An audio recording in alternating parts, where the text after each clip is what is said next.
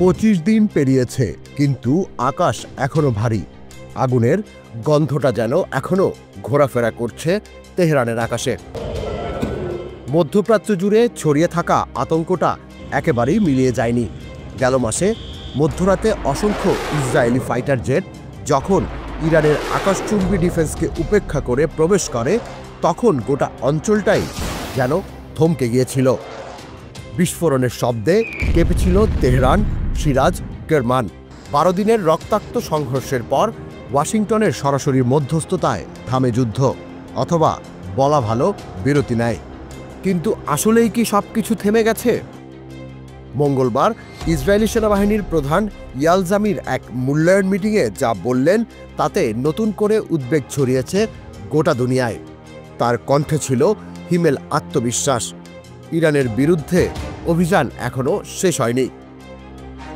জামির সরাসরি বললেন, সেনাবাহিনীকে প্রস্তুত থাকতে হবে, কারণ ব্যাপক সমন্বিত হামলার প্রয়োজন হতে পারে যে কোনো সময়। তার চোখে এখন শুধু ইরান নয়, নজরে রয়েছে সিরিয়া, লেবানন এবং ফিলিস্তিনের প্রতিরোধ গোষ্ঠীগুলো। বিশ্লেষকরা বলছেন, যুদ্ধ থেমেছে, কিন্তু পরিকল্পনা চলছে রাত দিন। তেল আবিবের অন্ধকার ঘরে বসে পরবর্তী পদক্ষেপ আঁকা হচ্ছে এক নিখুঁত ষড়যন্ত্রের ছকে। ইসরায়েলের ফোকাস এখন কৌশলগত আধিপত্য। পশ্চিম তীর আর গাজায় অভিযান অব্যাহত। সিরিয়ার এয়ার স্ট্রাইক বাড়ছে, লেবাননের সীমান্তে সেনা মোতায়েন তীব্র। ইরানকে শুধু আঘাত নয়, দুর্বল করতে চায় ইসরায়েল কাঠামোগতভাবে। এদিকে ইরান চুপচাপ থাকলেও পুরো বিশ্ব জানে এই নীরবতা কোনো শান্তি নয়, এটি ঝড়ের আগের মুহূর্ত।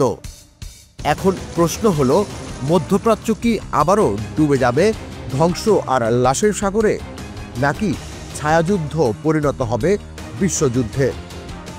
তুষার ইসলাম, জাগো নিউজ। সানবিট সব দিবে সামাল। সানবিট ম্যাজিক প্রেস ডিশওয়াশিং এর মাথা ঘোরানো সলিউশন।